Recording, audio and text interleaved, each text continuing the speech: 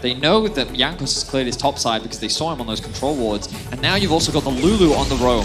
Larssen can push in this wave and actually look to set up a dive top. In fact, they may already go for it now. And Broken Blade doesn't have TP, does have the flash to get out of this. The wave trying to stack up slowly. Trimby on his way up. No vision for Broken Blade. Starts to back away. Malrang trying to cut him off at the pass as they would get a little bit of damage down, but Broken Blade, good little dodging to the side, will escape, and because Malrang's half HP, Broken Blade can step back forward. But they might redive this because Trimby's here. They don't know that Targamas is here though, so he's matching support. This could go horribly wrong. First stun onto Broken Blade. Odoamne slices away, has to flash away from the Q2, pulled back by the Infernal Chains though, and the chase is on. Targamas and Broken Blade trying to chase down Odoamne up towards the top side. No flash on the Croc, and first blood to G2. Larssen coming in with Weaver's Wall as they look for Broken Blade. No flash on him means this is a very difficult escape.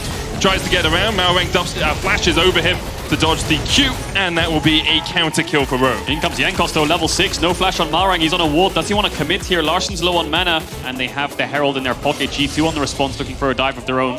Odoamne, no order but 5 seconds. Malrang trying to put the damage down here onto Jankos as well. Jankos flashes away because Larsen's on the way. Glacial Prism's going to connect Larssen with the knockback there as well. Cataclysm coming out from Jankos. He's low already though, and he might fall first. He will go down. Trimby looking for a bit more of a chase, and Broken Blade, nowhere for him to go. Caps could slide and glide in, decides against it, double over to Larssen. Really good response by Rogue now. G2 are the ones over forcing this dive, looking for some kind of 3v1. They saw Malrang, but Larssen and Trimby are quick to respond. Caps just that little step behind because of the Taliyah push. And now it's Rogue who find themselves with another 2 kills. Larssen going to TP back to mid. Props to Larssen. Criticism has been thrown his way with regards to his performance, typically on the Taliyah, because we don't see him getting out of lane very often. We see him treeing the Taliyah like a conventional control mage, but already we've seen 2 roams come out from him, and he's been involved in every single one of the early game kills. As indeed, so look at your minimap here. Caps is just 1 step behind, and so they're 3-man top looking for a dive, but the Jankos is split. Ult was great. Larssen follow up on his combo on the Sejuani ult, just means that this Jarvan Aatrox are locked in a stun zone. Trimby's there as well. Targamas gets zoned out, and by the time Caps arrives, 1 member's down and the other one's short to follow. Very clean play from Rogue, and they just responded so quickly. Bot side jungle, Malrang's going to find Jankos. Jankos can EQ out of this one. Caps looking for Larssen in the mid lane. Does still have flash and a heal. Larssen uses neither. Glacial Prism going out. Stopwatch used as well by Larssen. Now he's going to try and escape after this, but he just can't get out quickly enough. G2 take another kill. The charm hits onto Trimby, and there's no way for the Lulu to escape. G2 with 2. The 4-man collapse from G2 was much faster than Rogue. You can see the comp was a little bit delayed. I mean, I think he even went back to base there, and G2 just leveraging their numbers advantage were able to shut down Rogue and secure a big skirmish win. Also great TP by Flakkid. He doesn't TP to creeps. It's not 14 minutes in, but he TPs to mid tier 1 the second that exchange kicks off, so he's just in time to pick up a second kill. Look at the reaction time. Already TPing mid because Caps is calling that he wants to go onto Larssen, so he's pre-TPing. Larssen could flash to the side here, maybe get a Lulu ult, but I think he will die anyway because Flakkid can follow with the ult, so wants to save that summoner, and then Trimby not having flash means he falls. Yeah, you have to question why. Safe for now. Caps is on his way up, and if they show here, that's safe over 2 towers. Odoamne has the Curse of the Sands. He's going to try and get away from this one, but there's just no escape for him. Caps shreds him! Absolutely melts through the Croc, and now with Riptail, G2 can look for perhaps even a tier 2 in this. Only going to continue to scale the longer this game goes. Good route. That catch here. No real escape for Larssen. Tries to flash away, but you just can't escape that route over the wall. A bit of vision from G2. He's going to pick up. G2 don't want to let this one slide. See if Rogue just disengage this, or if they want to find a flank with Malrang. He's been spotted now, though. Flakkid a little bit slow to this, does have the Rylai's Crystal Scepter complete. Glacial Prism going down, only hits onto Jankos, and Jankos secures the smite. Rogue now on the back foot, the Weaver's Wall will separate G2 for the moment. Comp trying to step forward as well with that lightning crash. The dive in, the Cataclysm not enough. Comp's still very healthy on this back line, but G2 advancing 4 members strong.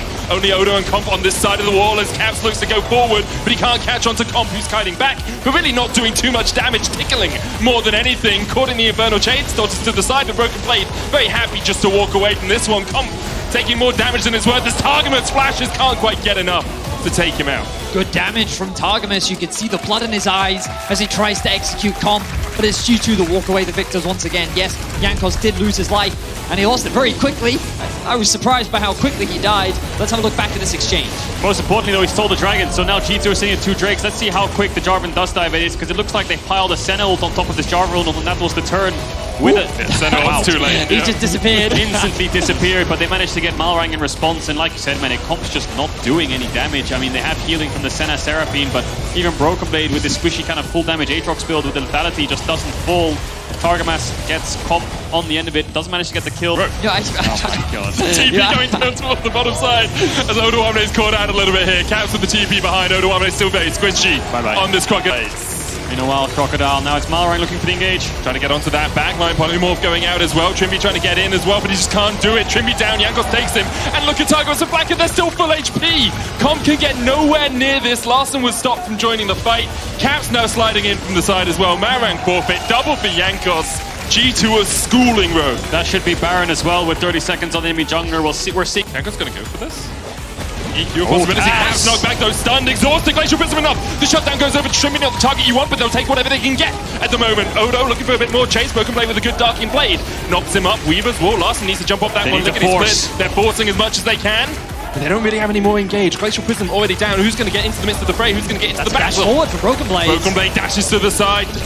Still taking quite a bit of damage from the Ultra Shock Laser, but the healing now coming in for G2. Blacker doing what he can. Larson putting the damage down as well. And as you say, the range just too strong for G2. They walk forward in a 4v5, and they force Rogue away.